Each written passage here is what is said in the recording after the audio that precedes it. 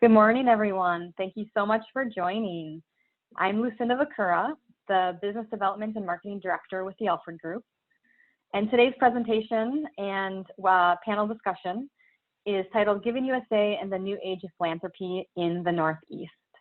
We are thrilled to be co-hosting this webinar with the Community Foundation of Orange and Sullivan. And today's event will be moderated by Elizabeth Rowley, the President and CEO of the Foundation. Before I turn things over to Elizabeth, I just have a few housekeeping items and want to tell you a little bit about the Alford Group. So the Alford Group, I realize many of you may be familiar, but for those of you who aren't, the Alford Group is a national full-service consulting firm specializing in the nonprofit and social sectors. We provide services such as fundraising, strategic planning, crisis management, communications, diversity assessments, data analytics, and much more. Really, our goal is to provide the structure, the guidance, and the tools to assist nonprofits in having the greatest impact possible. We are a member of AFP, the Association of Fundraising Professionals. We're a women's certified business enterprise, and of course, a member of the Giving Institute, which sponsors the Giving USA report every year. So a few webinar logistics. The webinar today is being recorded. You'll receive an email within 24 hours with a direct link to the recording of that webinar. So keep an eye out for that.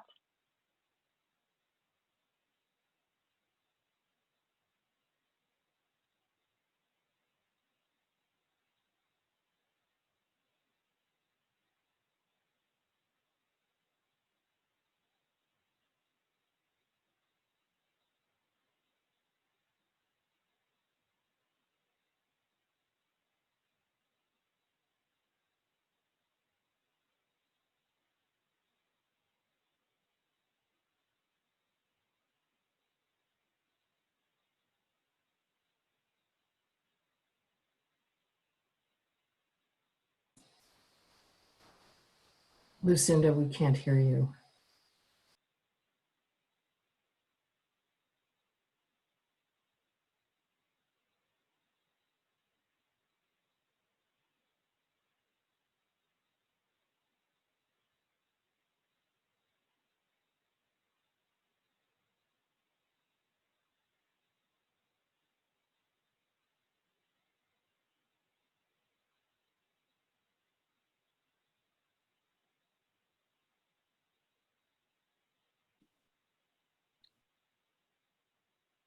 Good morning, everyone. Elizabeth Rowley here from the Community Foundation of Orange and Sullivan. I think we were just having some audio challenges, but I do believe Lucinda just turned it back to me.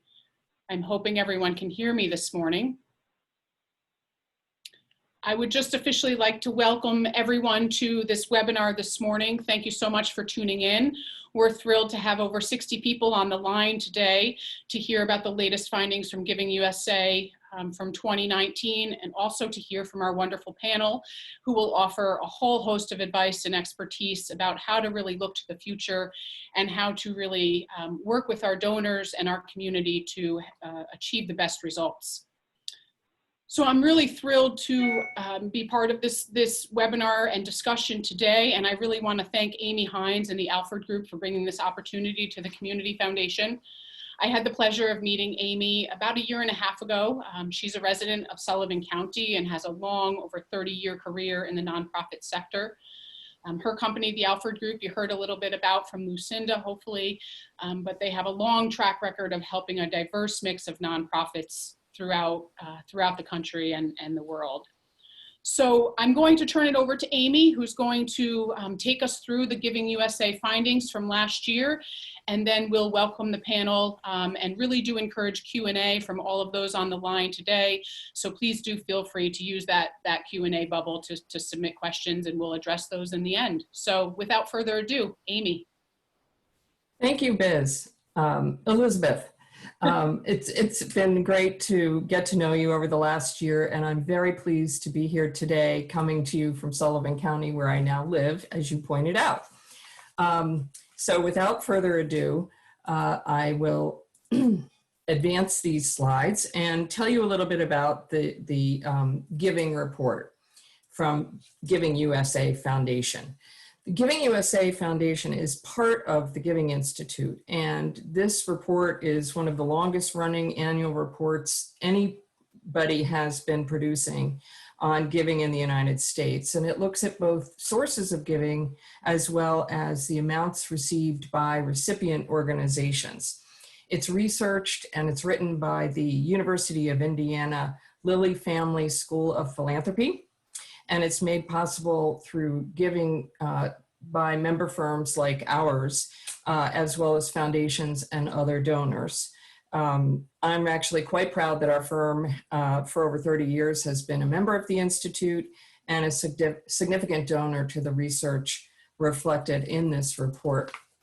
So what is Giving USA? It's a big data project, and this year it's celebrating its 65th year. The 2019 report, which was compiled as of April of this year, presented some interesting challenges because things have changed since the tax law has gone into effect, and so there aren't the same number of people itemizing their giving, and there are other challenges, of course. But there are 128 million households surveyed in this report, 600,000 nonprofits, 80,000 US foundations, and businesses of all sizes. And as well, the University of Indiana conducts longitudinal research that informs the estimates as well. So the big headline this year is that in the United States, nearly $500 billion was given to charitable organizations last year in 2019. And it's also interesting to note that the number of charitable organizations actually increased who are the recipients of this generosity. There are now 1.33 million nonprofit organizations in the United States, which is over 3% more than there were in 2017. And this $500 billion represents about 4.2% over the previous year in 2018.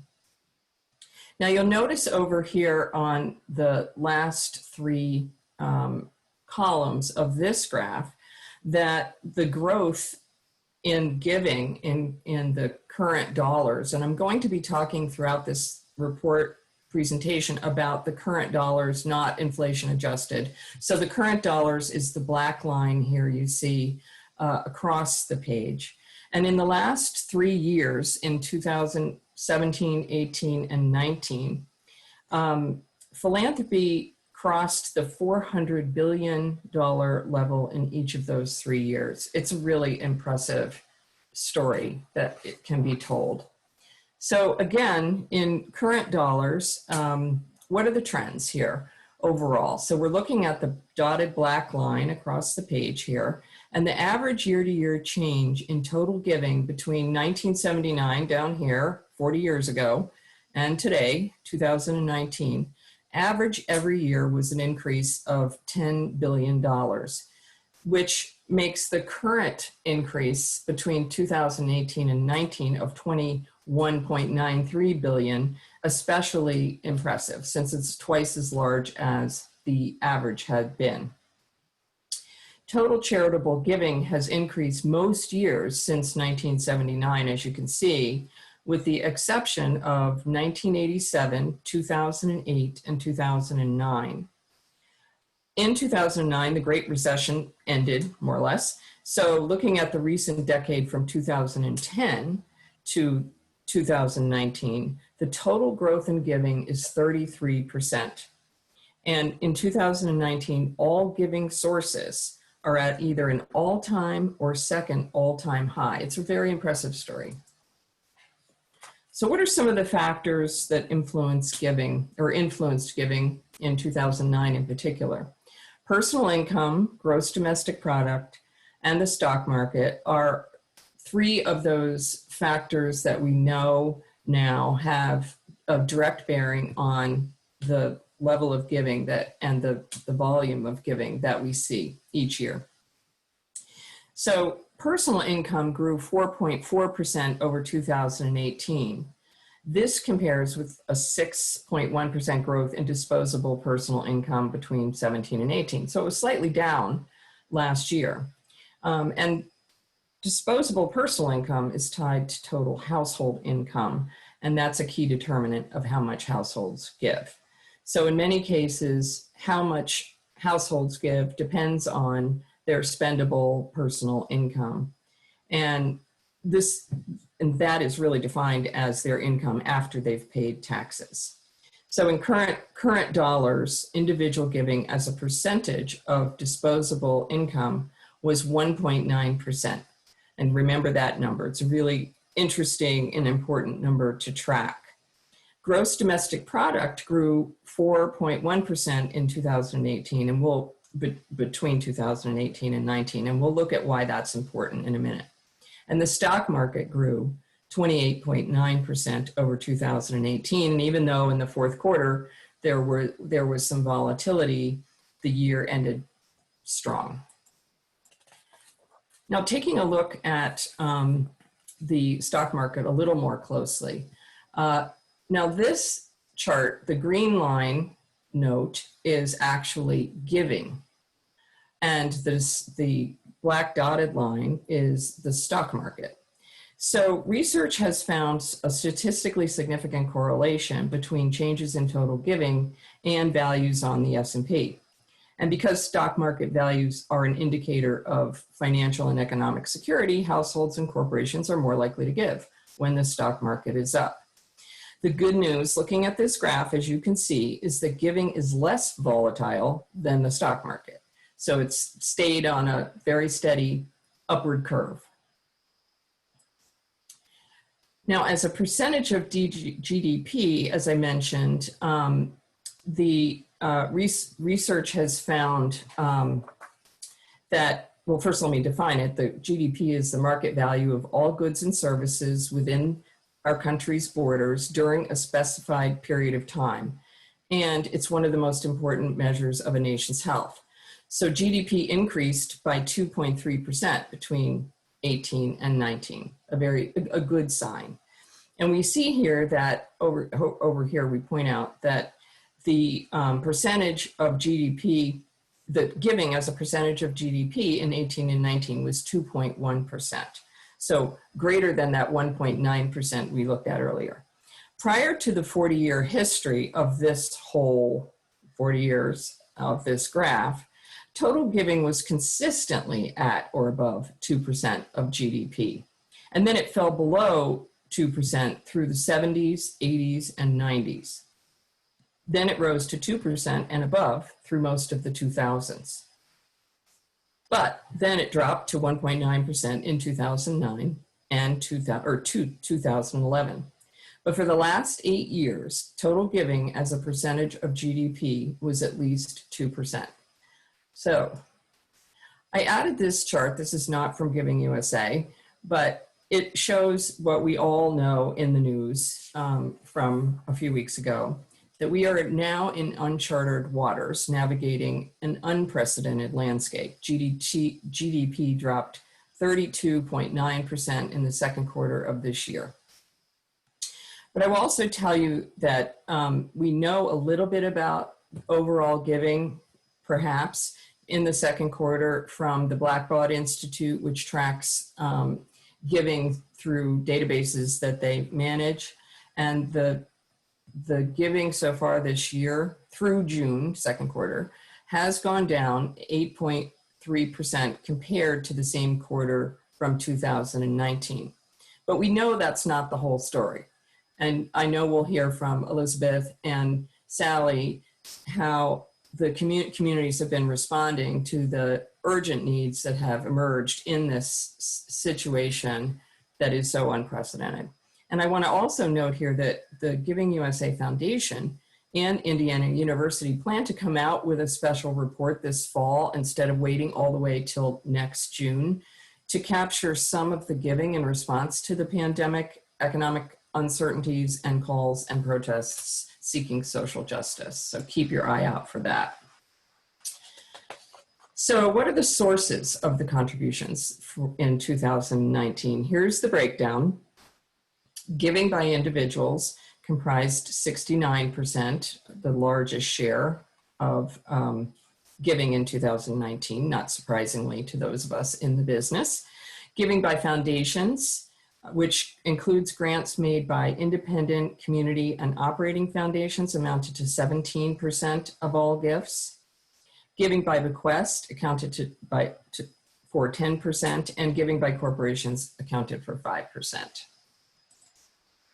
So what does this look like in terms of the headlines? Well, you can see corporations over here actually had the greatest increase of 13%. But don't forget, they actually still are only giving 5% of the total giving in our country. So they just saw the greatest growth, which is good, and they should have. This is only the second time, interestingly, for individuals, that giving by individuals has dropped below 70% all the way since 1954.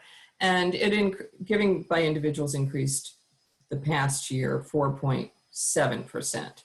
Giving by bequests, interestingly, was flat, which was kind of unexpected, I think. And the difference, we believe, is that foundations are expanding their footprints in philanthropy. So you see foundations had a healthy 2.5% increase. Now, digging in a little bit on each of these sources briefly, again, go back to looking at the black dotted line because that's the current dollars that I'll be talking about. Giving by individuals and households was $309 billion in 2019. And you might be interested to know, well, how much of that is the mega gifts we hear about? Individuals whose giving is so significant, in fact, in terms of how they're addressed in this report, they are gifts that are over $300 million as a single gift. Those actually totaled 6.57 billion in 2019, up from 4.8 billion in 2018. And we know that some of those are people who would have signed on to the Giving Pledge, who, as you know, are those individuals of wealth who have committed to giving away a majority of their wealth, either during their lifetimes or in their wills. And in 2019, you might be interested to know that Mike Bloomberg, Jim Walton, who's from the Walmart, and Pierre Omidyar, who is the chairman and founder of eBay, gave over $1 billion each. So very interesting little tidbits of news. When we consider that nearly half of giving by foundations is from family foundations and include bequests, actually, giving by individuals totaled 88% of all the giving last year. And this is why those of us who are in the consulting business always focus your attention on the relationship you have with your donors and the importance of staying close. Giving by foundations represented 17% of all giving, and as you can see was 75.69 billion altogether. And all three types of foundations grew in 2018. Independent foundations increased 2.2%, operating foundations 1.3%, and community foundations increased by 5.6%. Giving by family foundations is estimated to be 46% of total foundation giving in 2019. In addition, Giving USA estimates that giving by family foundations comprises 64% of independent foundations alone. Very significant trends. Giving by bequest. So charitable giving by bequest, as I mentioned, stayed relatively flat. It was at 43 billion in 2019. And the way that broke down by the size of estates is as follows. Bequest giving from estates that were 5 million and above amounted to almost 25 billion of that. Giving from estates between 1 and 5 million amounted to 7 billion. And giving from estates below 1 million amounted to 11.4 billion. So with aging donors and strong demonstration of support across each of these levels, building relationships through planned giving is obviously more important than ever.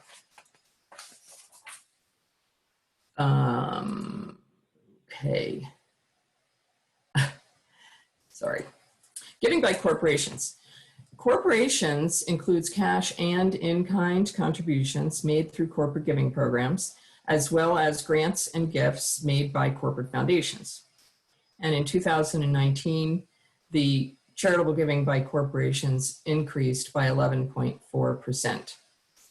Corporate foundation grant making rose significantly in 2019 to total 7.5 billion. So despite giving by corporations increasing as a percentage of total giving, just remember to point out to board members who want you to be out raising more money from corporations that corporate giving has remained flat at 5%. 5%, remember that number.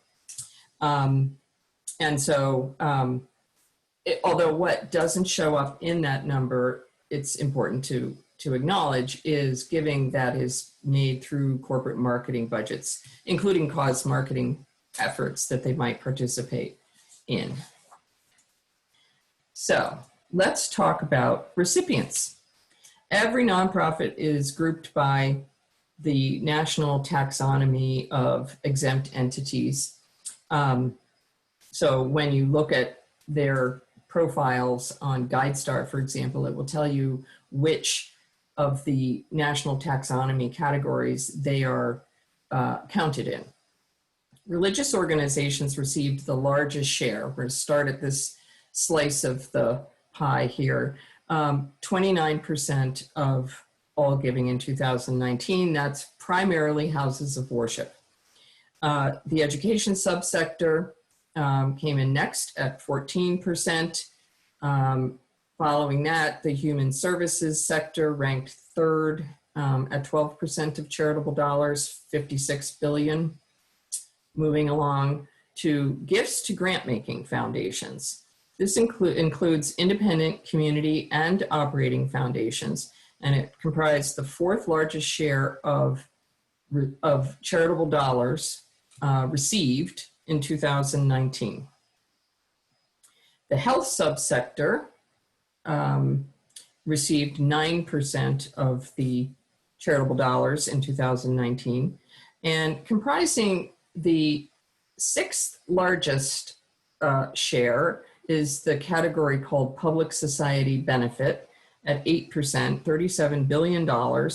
And that category, for those of you who aren't familiar with these taxonomy categories, includes private foundations, women's funds, community foundations, corporate foundations, donor-advised funds, federated giving, veterans organizations, service clubs like Rotary, Junior League, and science and scientific research. So it's quite the hodgepodge. But it's an important one to keep track of, obviously, for changes in how people are managing their charitable giving. The next sector actually that came in was international affairs, that ranked 7th in total gifts received. And that includes foreign relief, peace and security, international human rights, policy research and analysis. And then after that, arts and culture at 5%, received the 8th largest portion of charitable dollars. Environment and animals, this is an important one to look at, you'll see in a minute, comprised the 9th largest share of charitable dollars, and it received 3% of the total at 14 billion. Individuals received direct contributions of 10 billion or 2%. Now, the reason I mentioned to keep track, to pay attention to the environment and animals category in particular, which is near and dear to my heart, is because this chart shows how cumulative giving over a 2-year period, which you can see in this column here, really amplifies trends that are going on within the sectors. So arts, culture, and humanities, which is down here, and environment, which is here, received an education as well up here. Those 3 categories, those 3 sectors saw 2 consecutive years of growth. And one contributing factor we have to think is that high net worth individuals rank these subsectors as priority funding areas, and they tend to give at higher rates to these 3 categories when they are experiencing financial security based on largely stock market performance, which we saw last year. The other interesting part of this report is that the 2-year growth rate was positive for all 9 of these sectors. That's a pretty good result. Now, there's a lot of data on this page, but the colors are supposed to help you see it in simple terms. So if you look at just the top part of these columns for a minute, these columns each represent 5-year periods over these decades from 1980 right up to the present. The top part of this graph is all giving to religion, so that you can see the trend over time. Religion back in 1980 received 56% of all giving. And then you look at it today and you see that it has gone down to 30.5% of the total. So that's the trend you're trying to see through the visualization that this graph makes apparent. The next level here is giving to education, which has basically been very steady through all of these decades, but was particularly strong in the last 4 to 5 years.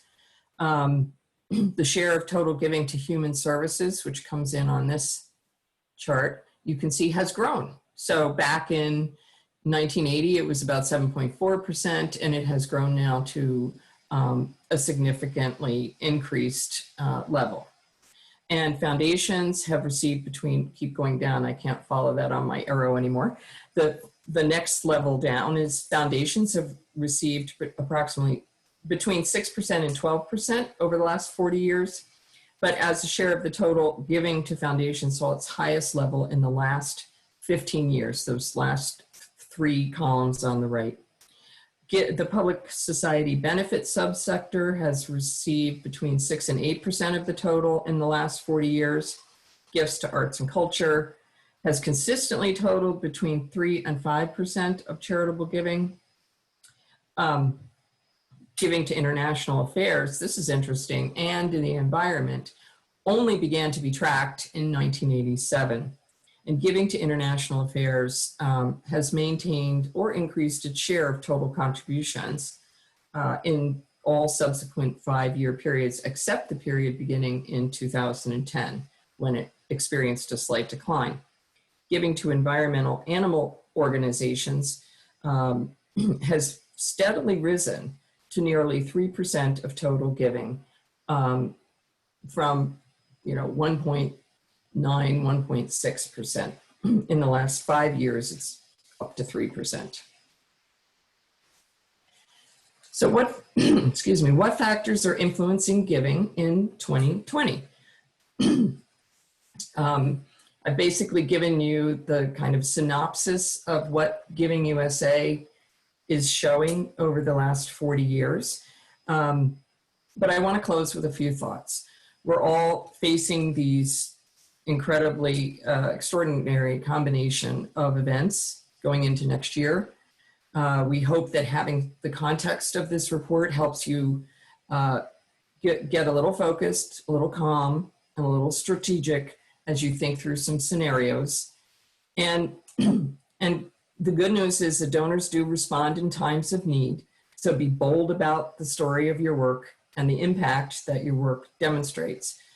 And stay focused on your mission. We know that.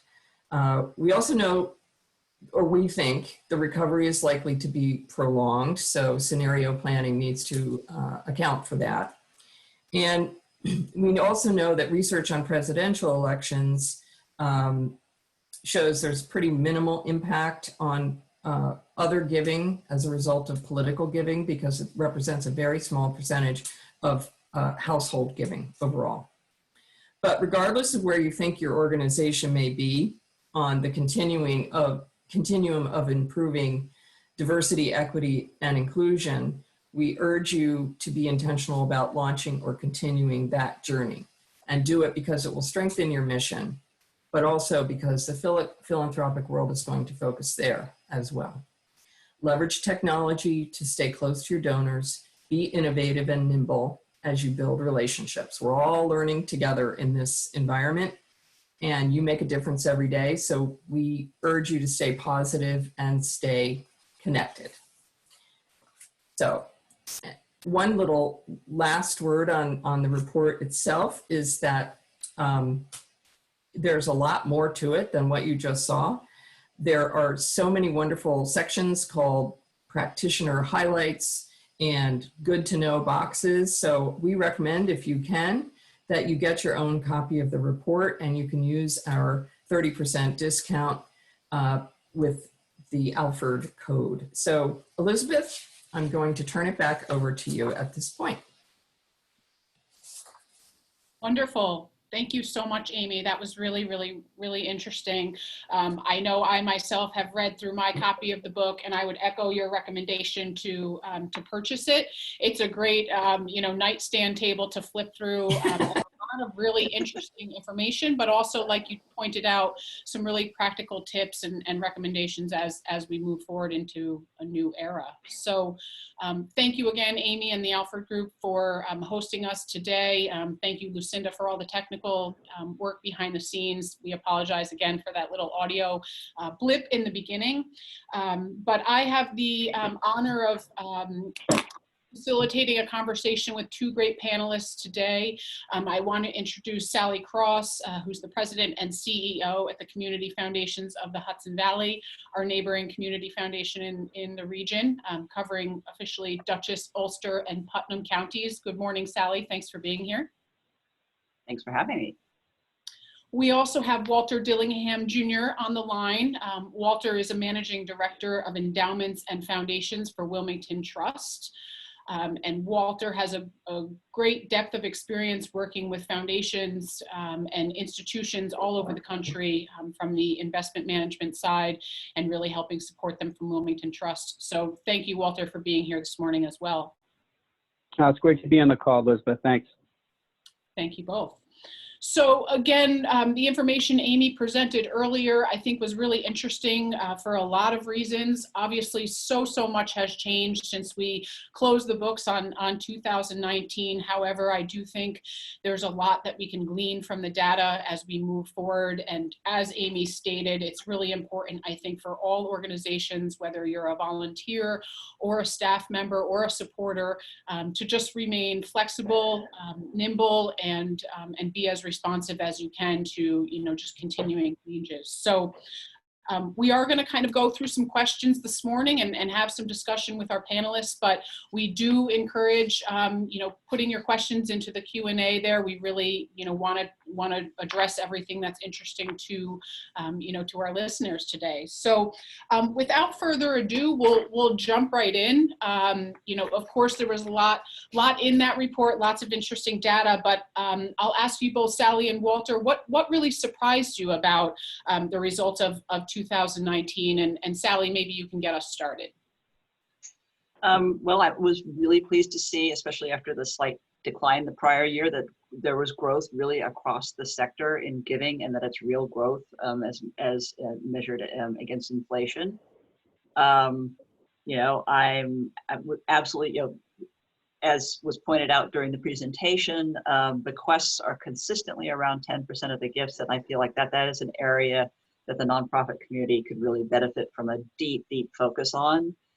Just the demographics of your average, your donor next door are often very generous in their final gifts through their estate plans.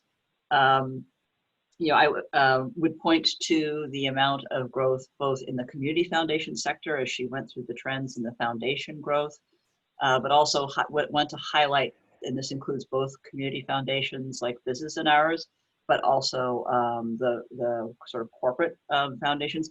Donor advised funds are a huge, huge piece of the growth. I think both in the giving to foundations and while it's not teased out in the data that I've seen, also in the actually grants from foundations, because grants from our donor advised funds, while they're directed to you by individuals, are counted as grants just as if you got it from the Ford Foundation. So I think that's really important. And then finally, I'm interested, that's sad to see that that international didn't grow. I'm wondering if there was an impact of the number of major international disasters, which tends to prompt a big spike in giving, if those maybe, which would be a good thing, declined last year over the year before. Absolutely. Thank you, Sally. How about you, Walter? What jumped out at you about that 2019 data? Well, Elizabeth, thanks very much for that nice introduction. I wanted to add one thing to that because I'm originally from Boston, and my 31st wedding anniversary was yesterday, and I was married in Warwick, New York. So Orange County is a very special place to me. So thanks for having me on the panel.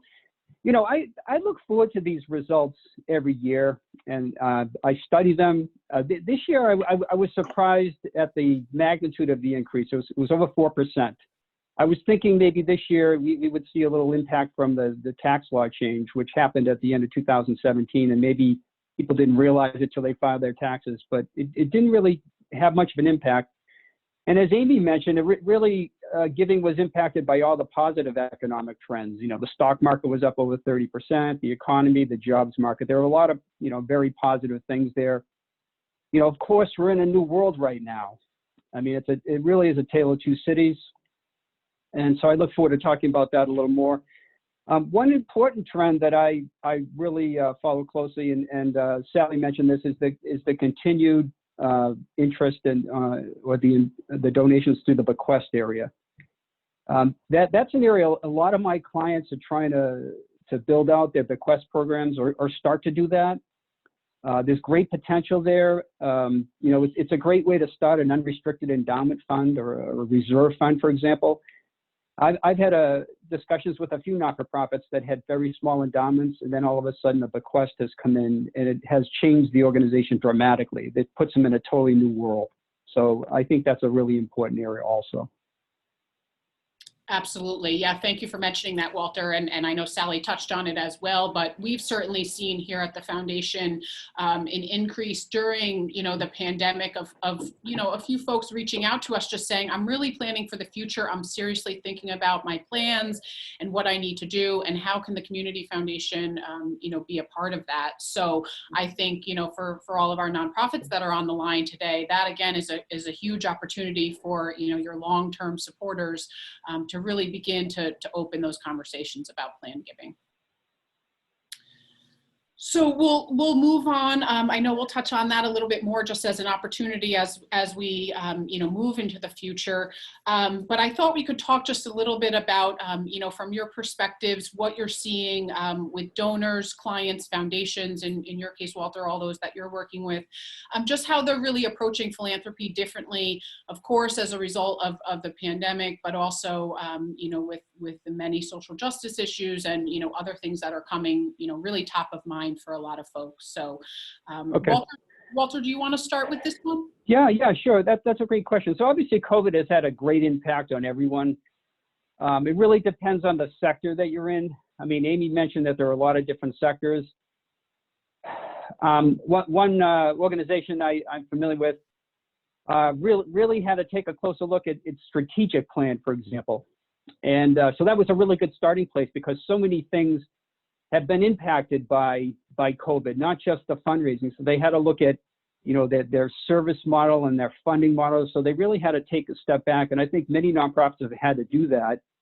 And then, of course, you have to take a look at your development plan. And so this same organization had to revise that plan. It had to revise its budget, for example, and communicate that to the leadership because this is going to be a different year. It's going to be, a tougher year. And so I think it's a good thing to communicate up. and then also where they're going to focus their efforts going forward, because it's a different world right now. It's tough to have face-to-face meetings. That, you know, a lot of the events are canceled. On the foundation side, you know, some of the private foundations I work with, they've become a little more flexible in the granting as far as the requirements and being used for general purposes. One corporate foundation that I'm familiar with looked at their budget and actually carved out some funds for COVID-related not-for-profits. And then they did they developed a matching program for the employees, which was based on racial equity type not-for-profits. So then the employees could actually donate and get some matching gifts. So I thought that was very interesting. Now, when you look at the investment side, on the endowment side, there's been a much greater interest in social impact investing. Now, that was already a hot button already. You see a lot of articles about the acronym is ESG, environmental, social, and governance. But we've seen even more interest now. More articles, more calls from our clients. In fact, we just had a tutorial on it with our clients. And especially as it relates to you know, racial equity, because for example, if you look at the social you know, screen that these companies can come under, you know, is the board diverse? Is the staff diverse? So there's been greater interest there. And then you know, you also asked about I don't know if you want me to answer this now, but how have not-for-profits responded to some of these things? I don't know. I mean, I can just mention a couple of things. One of the things is, you know, many not-for-profits have reached out on the communication side immediately back in March when this started to hit. We call these care calls. So many of our clients were doing that. And it was important to really focus on your mission and your value add in the community, because as Amy mentioned, there's almost 10 sectors of not-for-profits, lots of different kinds of not-for-profits.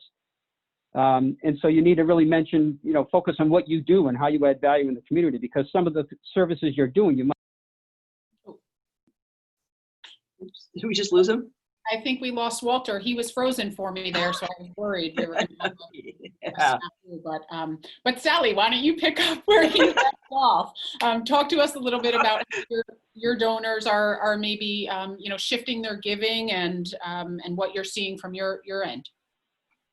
So a lot of the same things that Walter mentioned. I would say that our donor advised funds have really, really stepped up. They've increased their giving, not only to immediate response efforts, but also to maybe fast forwarding their giving that they would normally do at the end of the year. They're putting it out now, knowing that the nonprofits they've long supported need that support. We, as many community foundations did, I know Orange and Sullivan did, launched an emergency response fund. To date, we have granted out about $1.8 million in our 3-county area. So you know, both nonprofits and the donor community and the general community have stepped up and responded in just remarkably generous ways. And that's great, because that work continues, not so much perhaps the emergency, although there are still, you know, as federal benefits change or decline, as the economy continues to be slow, I think those, especially food and feeding emergencies, will continue. But then there's also the need to invest in all of our nonprofits in order to preserve their mission for the long term. And, you know, many of them have had to really pivot and change their operating models to be responsive to COVID, you know, measures, safety, PPE, distancing, changing program delivery. And that's not always, that's a real challenge. And, you know, the good news is that I consider the nonprofit community one of the most creative and resilient sectors of our economy. So we just all need to work to support that. And I will actually, I have to echo, I want to echo one more thing, which is the estate planning calls. For those of you who don't have planned giving in your organization, please, please, please think about how you can incorporate that as you review and revise your plans. We have been taking an enormous number of calls at the community foundations of people who, you know, they're home, they're answering the phone, they know that the world has changed and is changing, and they're making plans or they're revising plans. And they turn to community foundations, and they turn to their attorneys, and hopefully in those conversations, they remember the nonprofits that have meant a lot to them. Absolutely. Thank you, Sally, for those comments. I'll say too that I know this isn't a planned giving seminar, but I know, just speaking for me from experience over the years, that it can be intimidating, it can be a little scary, but it certainly doesn't have to be. And I found that through my work at the foundation, that it really is just a piece of the pie, and a lot of people are seeking that advice and kind of that solution that planned giving can offer. So think of it more from that perspective than making another ask to come to an event or something of that nature. And Walter, I know we lost you for a moment, so did you have anything else you wanted to Yeah, sorry about that. I'm in my third floor attic room in Queens with my 2 cats, so you never know what can happen up here. The last thing I was going to say is, it's really important to have a diversified plan, and some of my clients are realizing that now. They've been focused on, for example, events and things like that they just can't do anymore, and direct mail. So you really, we're talking about planned giving. That's one area. The donor advised funds, the technology, make sure you really take a look at your technology. So you really should focus on having a diversified fundraising plan and not have it focused on 1 or 2 areas. That was the last thing I wanted to say. Absolutely. I know I did see a question in the chat, and we're holding them till the end, but just speaking of events, there was a question just about how to, kind of manage that and handle it going forward with all of the social distancing guidelines in place. I know that, at the foundation, we've canceled, all events for the remainder of 2021, and, are trying to be as practical and realistic as possible going into the new year as well. Not really planning to, use events as a fundraising vehicle for quite some time. Sally, Walter, any advice or thoughts there? Yeah, I mean, just anecdotally, I have talked to some clients, and they talked about how they had their gala virtually, and so I was all ears, and they said, obviously there was a lot of planning involved. They did use a celebrity in this example. They mentioned that a lot of them do, and it was a much shorter program. So, you really have to choreograph it. And the bottom line at the end was they even though they didn't make as money on the growth side, it was much more profitable. So they were very happy about how it went. Personally, I actually do webinars myself. I've moved to virtual, and I can do more of them. I'm more nimble, but, they take a lot of planning, and, they can be cost effective. But obviously we look forward to when we can have face-to-face sessions again, because that's really the most important way to talk to donors, when we can be in the same room. Absolutely. I would add that I would assume that all of your donors still have phones and they're home, and you don't have an event yet, yes, or you're trying to have a virtual event. But pick up the phone and call your donors. Make those care calls. Make the connection. Remind them you're there. Tell them. I'm touched by the number who say, "Well, is everybody at the community foundation okay?" They care. They give to you because they care about what you do. Don't let them. Don't let yourself drop off the face of the earth. I would say plan for somewhat longer calls than you might have normally had. But they're just lovely and wonderful, and even those who can't give this year, perhaps a business can't step up. We of course canceled our annual garden party. Many of the businesses, we've just been thanking them for what they've been able to do in the years past. I'm amazed at the number who have stepped up and still given their sponsorship. In this case, to support, in lieu of the event, we're now doing a nonprofit recovery fund. But again, really good conversations, even with those people who can't support you, because I feel like one of the most important things I did after 2008, when I was working at another organization, was to call donors who would say, "Well, I can't give you any money this year because I don't have as much." And it's like, that's okay. We still like you. We just wanted to see how you're doing. Absolutely. They came back. They came back very generously, because they did not feel like this organization treated them like an ATM, which is a phrase I hear way too often from people. So. Yeah. I think that's a great point, Sally. And not always calling when you're asking for something too, I think goes a long way in building those relationships with donors. So that's a great tip there. So we'll keep moving along here. Walter, can you just speak to us a little bit about some of the economic trends that, of course, impact giving and shifts in philanthropy? I know Amy touched on a few of them in her slide deck, but what else are you seeing and can share with the group today? Yeah, thanks for that question, Elizabeth. You know, I was feeling so great as we went into the new year. A lot of positive things. The stock market was up 30%. So it's amazing how things can change so dramatically with COVID. And so, as I said before, we are in a different world.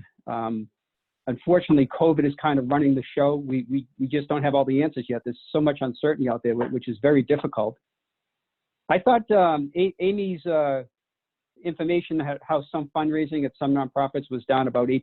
That's sort of like an early clue. I thought that was a very interesting statistic. I think, you know, obviously this is going to be a tough year. We just don't know. It looks like it is going to be longer than we thought, the recovery. And so, you know, as a firm, right now we're a little defensive. We're still, you know, with our clients, we still are close to our targets, but slightly under the target because we just see there's so much uncertainty out there. In fact, as I was having my breakfast today, I had to hear the story that in New York City, de Blasio might have to lay off 22,000 workers. Like, who knows what's going to happen there? Like, so there's still some things out there we just don't know, which is obviously going to impact the economy and jobs and things like that. So we're focused on a couple things. We're watching the healthcare response. Obviously, that is like the key thing. How is the reopening going to proceed? Here in New York State, it seems to be going well, but all you have to do is watch the news at night. You see there are a number of states that are not as doing as well. And also the vaccine. You know, is it going to be available in the first quarter or the end of next year? So, yeah, we're watching that. We're watching that closely. And we just need more information. You know, the government responded very quickly on the Fed side as far as lowering interest rates. They learned from 2008 that you need to do that quickly to you know, get the economy going and spur investment when you lower the rates. And also, we've all been reading about the fiscal support. We're watching that also because obviously that's important. It helps people get through this tough time when they can't work.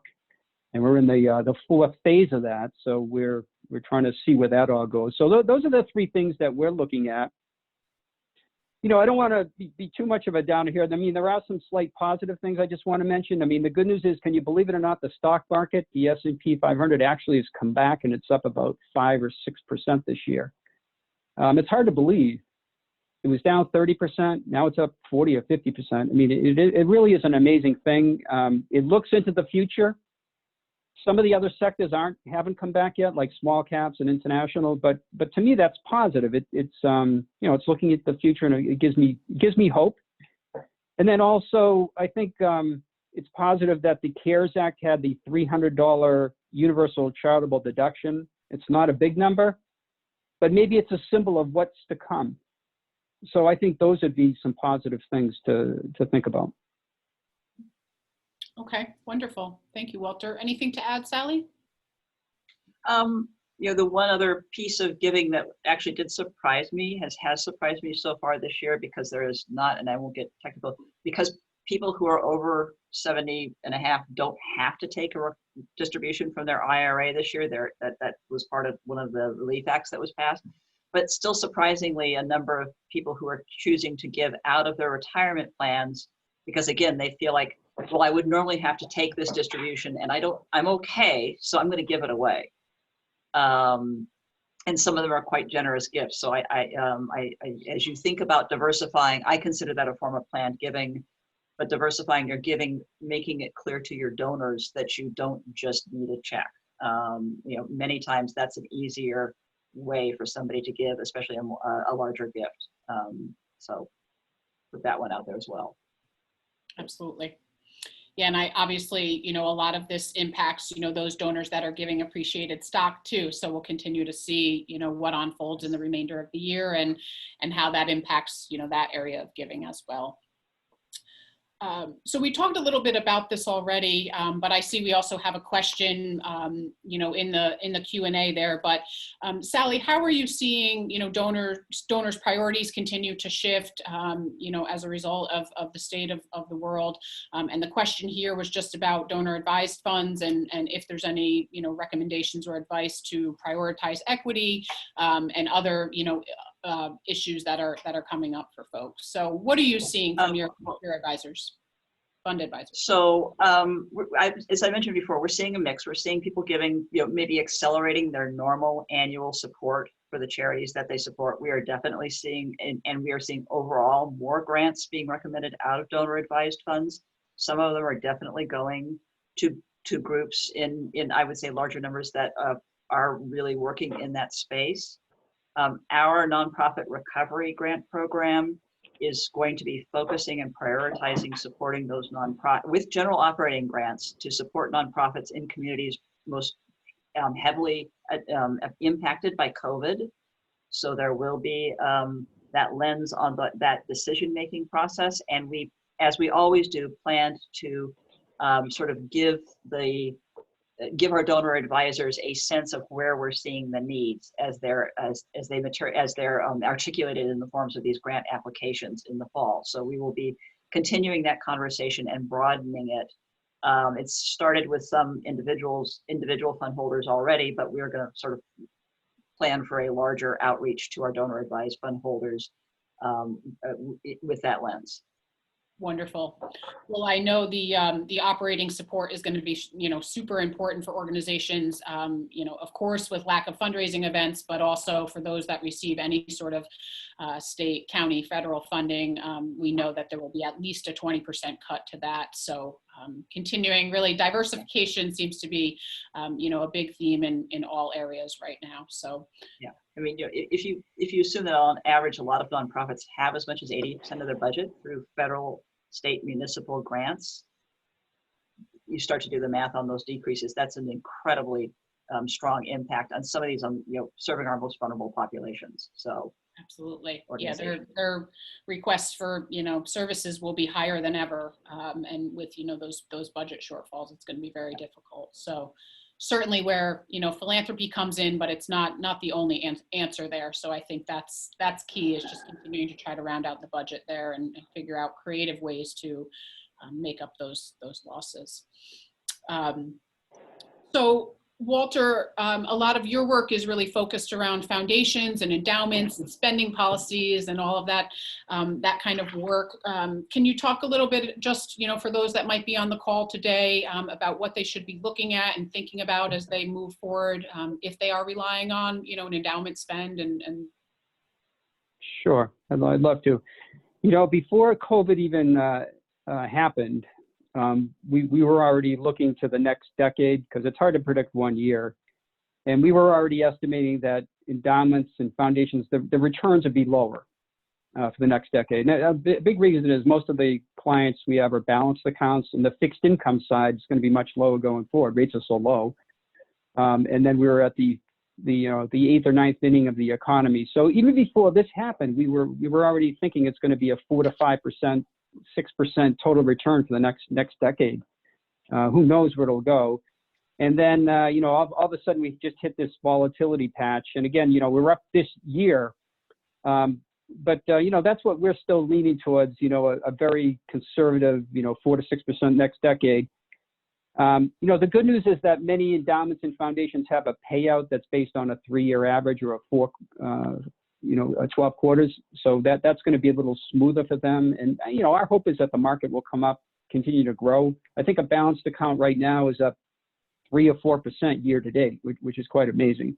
But again, some sectors are still much lower, like international and small cap. What we're telling our clients is really to, stick with your asset allocations. In March, we called all of our endowment clients. It was a very stressful time for everyone. And, a lot of dialogue and a lot of debate, and most of our clients did stick with their allocations, which is a great thing. We do talk about having an endowment mindset with our clients. First, you have to know there's a difference between the long-term money and the short-term money. So on the short-term side, with COVID, it just reminds you that you really should always have a reserve fund, funds for emergencies. I think that level of fund has actually gone up because people realize that worst case is worse than you ever thought. I mean, imagine being closed for a year. Some nonprofits have, gotten a line of credit or got an SBA loan or just increased their cash positions. And then on the long-term side, we always remind our clients, look, this is a marathon.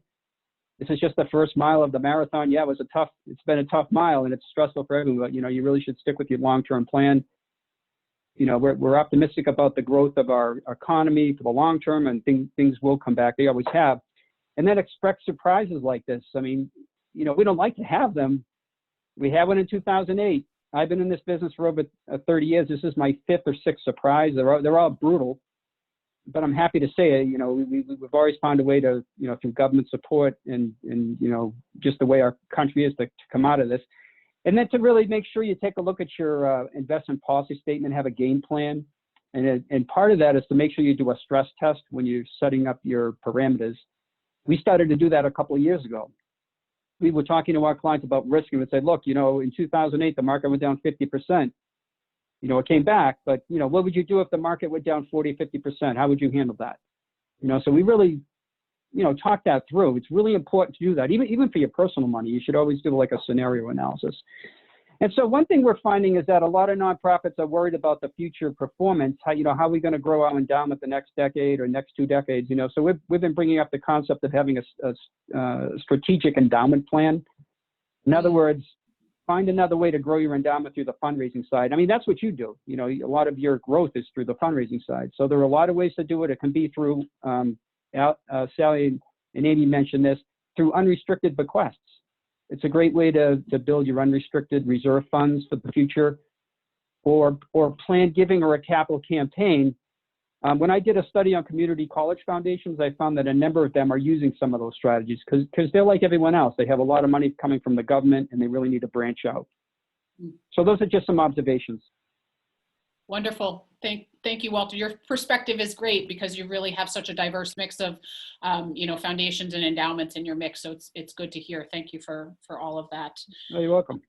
So, so our next question really is related to, you know, continued growth opportunities for nonprofits as we all move forward. You know, I'm sure a lot of those that are tuned in today are just really looking to the future, figuring out how they're going to make ends meet and, you know, get close to reaching goals this year. Of course, we've talked about a lot of these different opportunities as we've moved through the conversation, but I think one other important thing to talk about today is, you know, the major transfer of wealth that, you know, has already begun throughout our country and can really impact philanthropy and giving in a major way. So, Sally, you want to, you know, start this question off and talk to us a little bit about what you're seeing?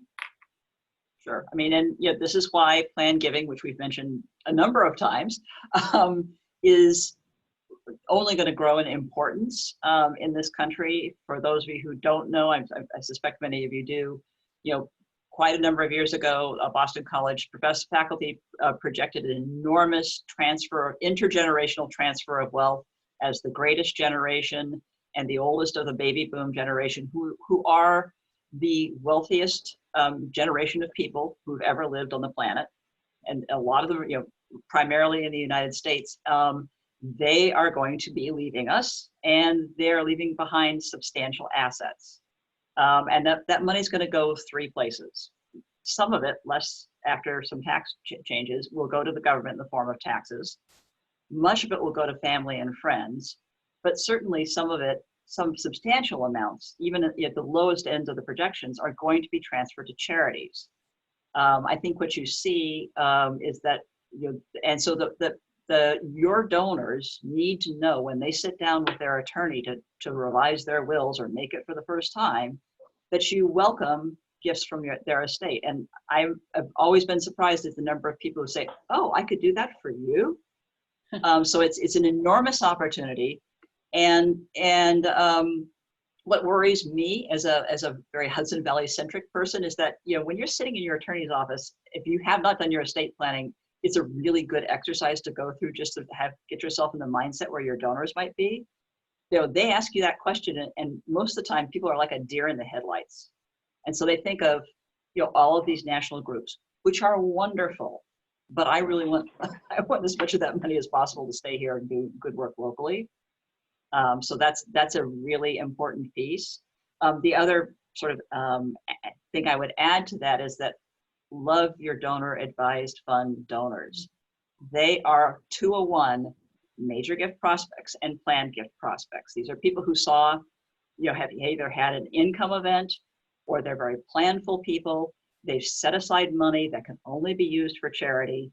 You know, don't pretend you don't know who they are. If you don't know who they are, call the charity that issued them. Call us. Call, you know, the Community Foundation of Orange and Sullivan and ask. I think I'm concerned that and again, we hear this from our fund holders, that a lot of charities aren't making an effort to connect back to the person who is behind that donor advised fund grant. And they are some of your best prospects. They're locally focused, they're generous, they make plans. So, and if you need to get started, your community foundation staff will help you. We'll talk to you about how to help. Sorry, I'm putting you on the spot here. Absolutely right. But, I agree with you 110%. And, you know, you mentioned earlier too, the Fidelities and the Vanguards of the world. I mean, community foundations are not generally big fans of those types of donor advised funds. However, they're a reality. And, you know, those are donations that our organizations locally are realizing. So, you know, be sure to read that attached letter. Oftentimes it's right. attached to the check. The name and address is usually right there on the letter. I mean, with the don't just throw that out.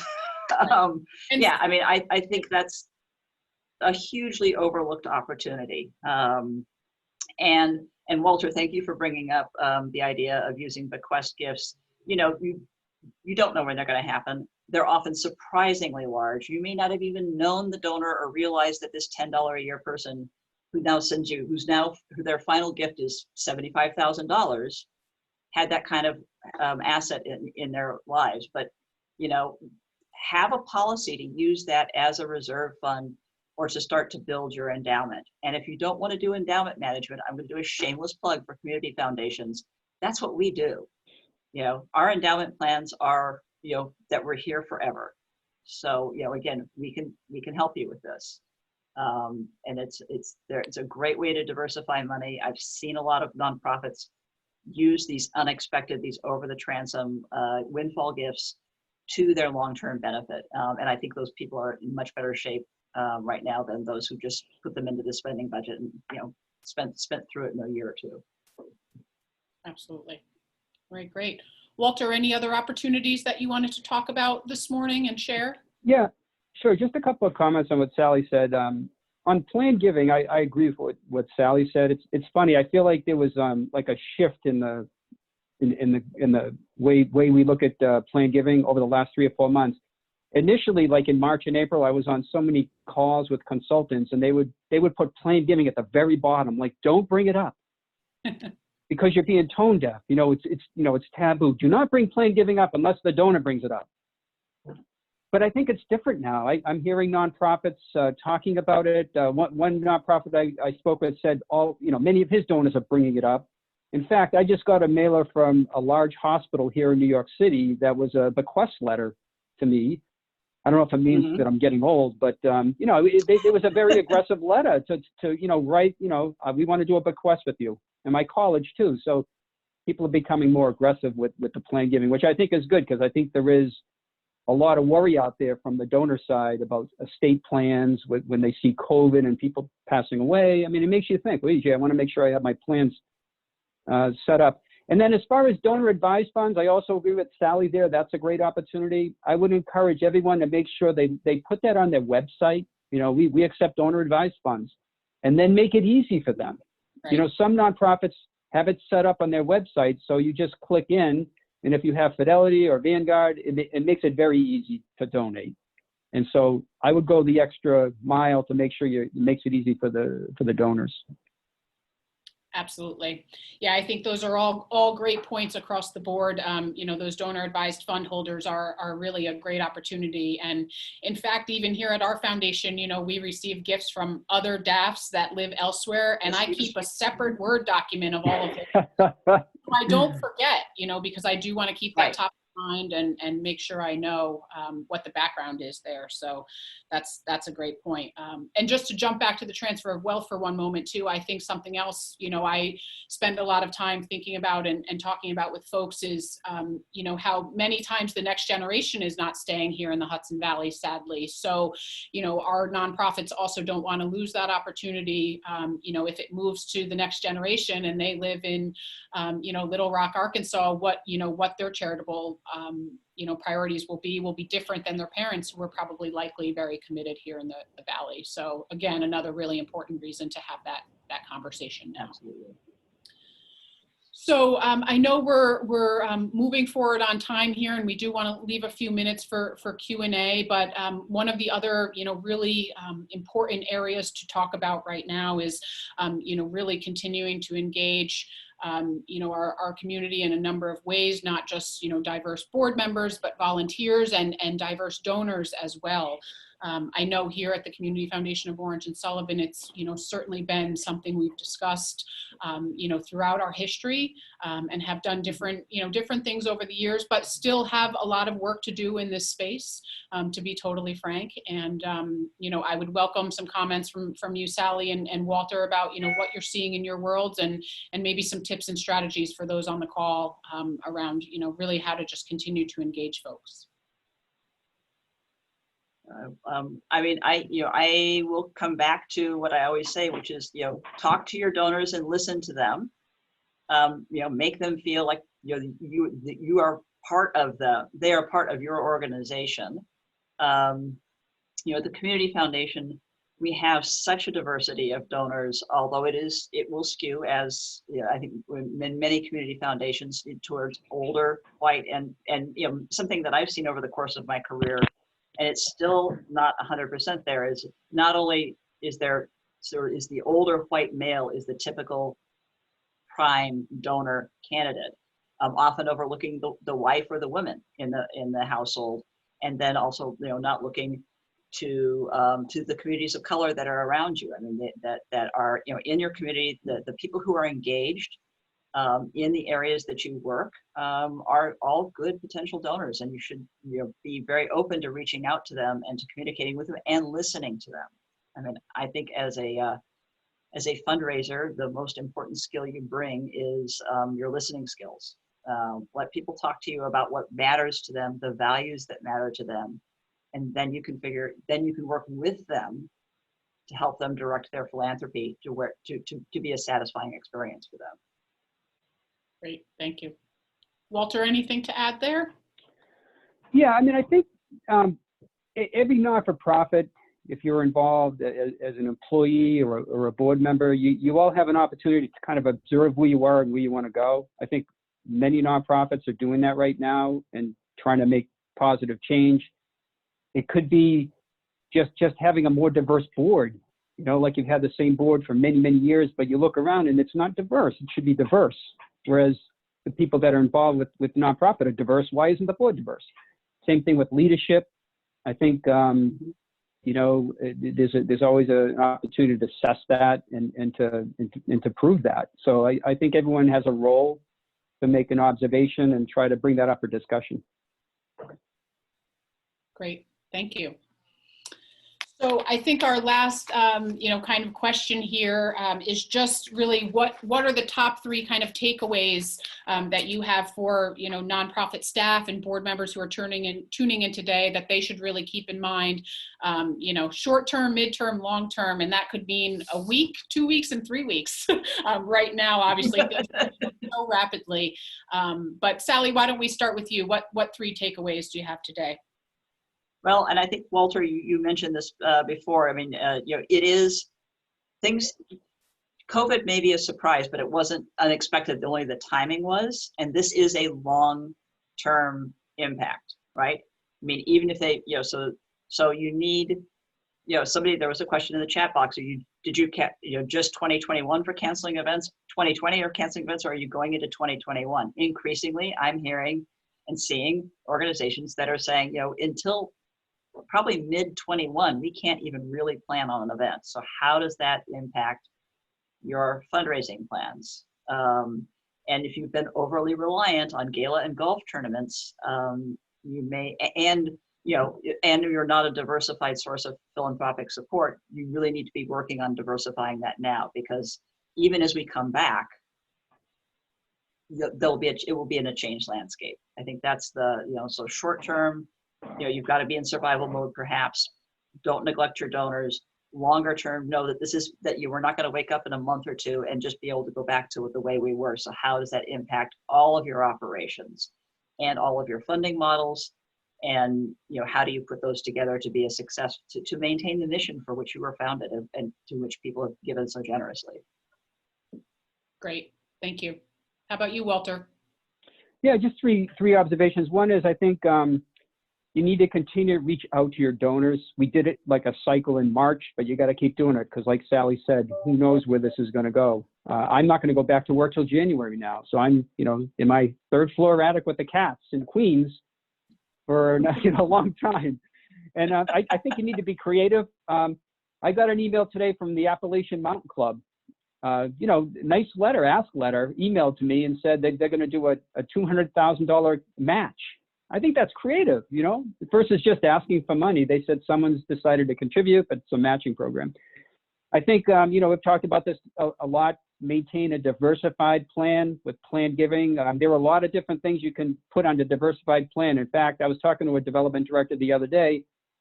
Why not be reaching out to the former trustees? That should be part of, every year like that. That's an area that we haven't done well at. Why don't we, call the dozens of former trustees? They love the, the entity, the nonprofit. And then finally, I think you have to have a mindset of that this is going to be a marathon. Fundraising numbers are going to be down this year. All right, who knows how bad? Maybe not as bad as we think. And so I think you need to, I think it's very important to be judged on your activity also, because if your numbers aren't what you want them to be, at least you can show your activity to leadership. All these calls you made, all these virtual events, you should be judged on activity in the next couple of years also. That should be part of the, the process. And again, just focus on this process. It's a process, keep making the calls, marathon. Great. Yeah, I like the marathon kind of idea. Again, all the training we've been doing all these years, right? All the hard work. Definitely. To it now it's time for this long run. So I'm thinking it's more of an ultra marathon. Yeah, that's true. Yeah, definitely. I hope not, but it might be. So I would also add too that I think, engaging your board members and volunteers right now too. I know, without the physical in-person meetings, many people on the call might be feeling disconnected from their board and other volunteers. But it might be a good idea for, to ask them to maybe make a few calls to donors or, do some outreach too. I think it's a great way to engage them, make them feel like they're part of the process, and make your donors too feel like your board members are engaged. So just another tip there. And then I think, my other suggestion would be for all those that are listening to really look at your case for support and make sure that that's really strong and that you're not just asking for money because you need it. I just think donors are being maybe a little more selective if they have to be. So I think, building that strong case and showing that you're really continuing to, make an impact in the community and serve your, your community, whatever that may be, is more important than ever. So I would add that as well. So Amy jumped back on. Amy's going to step us through any questions that came through the Q&A. There is time still to submit a few more, but I really want to, again, extend my thanks to Sally and Walter for all the terrific comments and input today. I hope that it was valuable to everyone listening.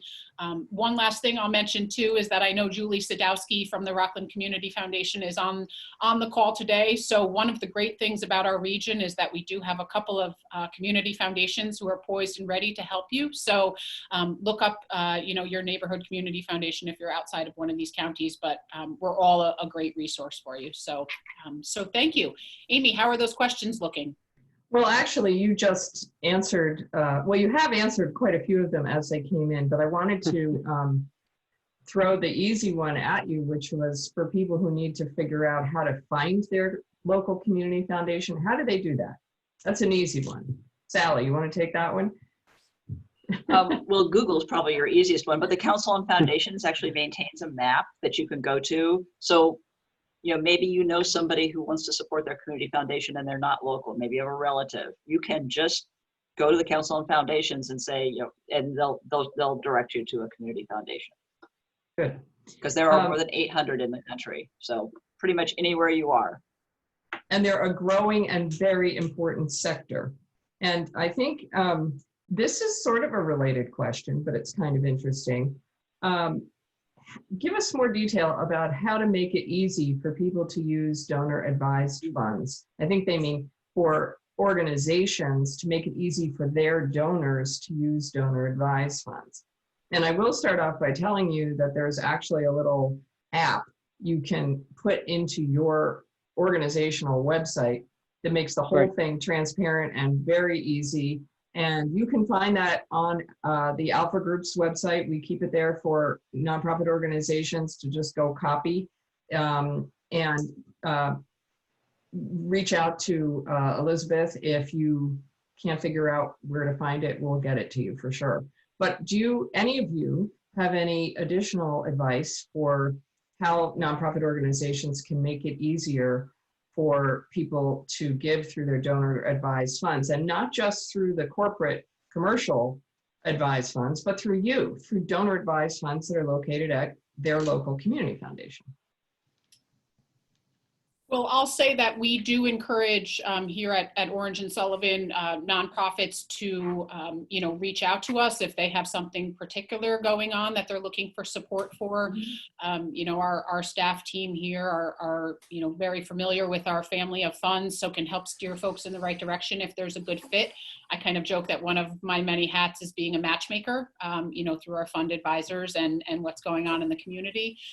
So certainly a call would go a long way there. I also know that Fidelity has, on their website, you can register as a recipient of donor advised fund grants, so that folks that have a DAF there, it'll come up automatically, your organization and your tax ID. So if you haven't done that, I would recommend it, just so people don't have to, look too hard for you. So those would be my best tips. Sally, anything else to add there? The other thing I always tell people is, they're like, well, how do I know who has DAFs with you? And I'm like, well, if you look at our annual report, most people's donor advised funds have their names in them. I mean, we have a few exceptions where people they've named them after pets, cats and dogs. But if you don't know that you have any donors who have donor advised funds, I bet if you look through the local community foundation's annual report at their list of funds or on their website, you'll find names that you recognize that are also in your database, and the chances are they're the same families. It's really not a mystery, and if you have a question, you can call and ask. So, let me ask a follow-up question to that, to Sally and Elizabeth.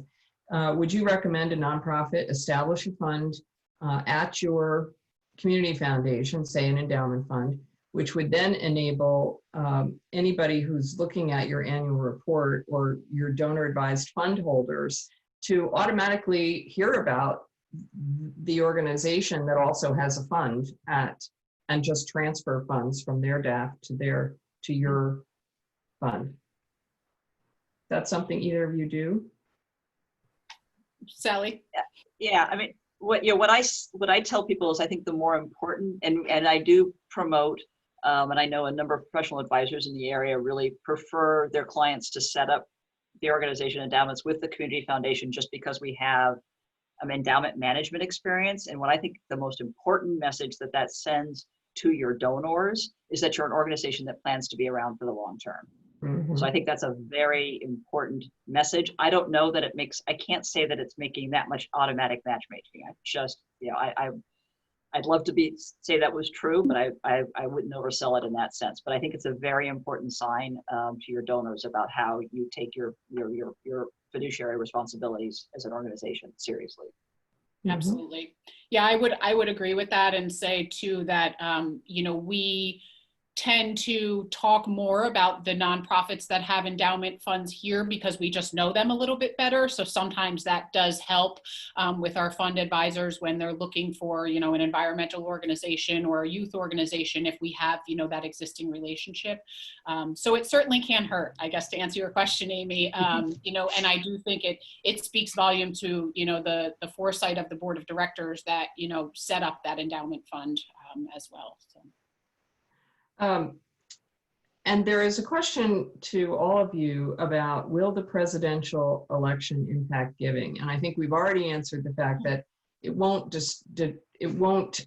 take funds from a charity and give it to the presidential election. That's not a significant impact. But are there other impacts worth planning for in terms of people's scenarios?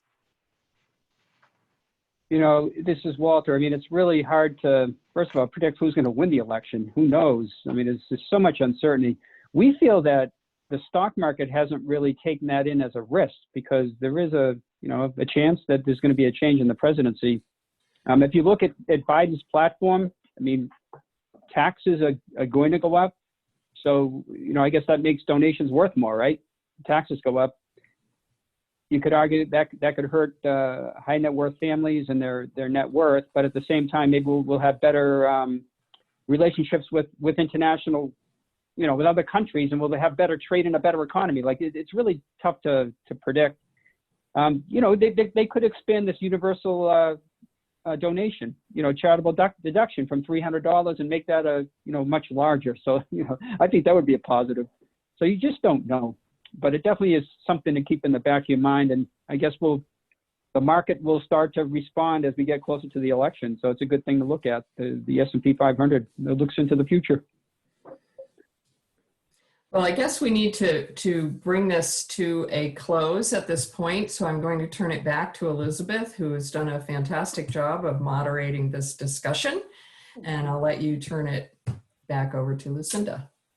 Yeah, thank you very much. I just want to again extend my appreciation to Sally and Walter and Amy for all the time and discussion that went into today's webinar. I hope that it's been helpful for those that are tuning in, and we will certainly make a recording available. And as talked about early on, we are all really here as a resource. So don't hesitate to reach out to Sally or I or our other panelists if there's things that we can do to help you as we all continue to move forward.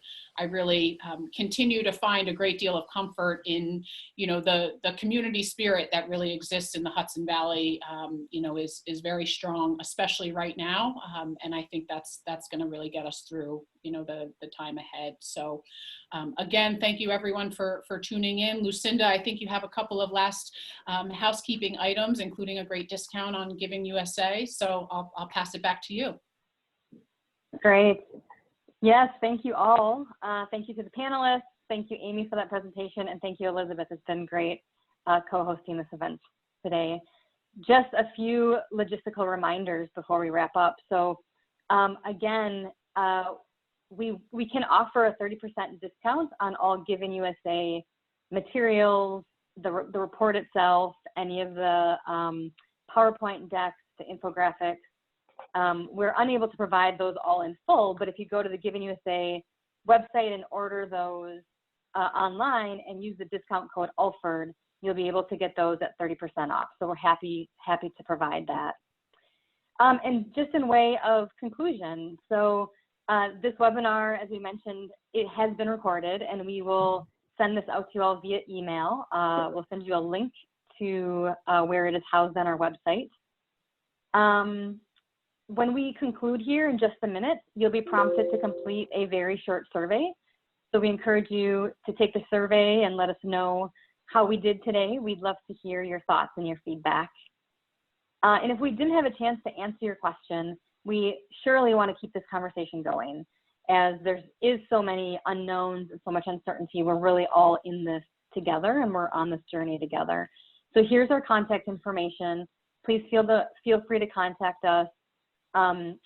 Here also you can see the Alford Group has a COVID-19 resources toolkit. This is a direct link to that toolkit.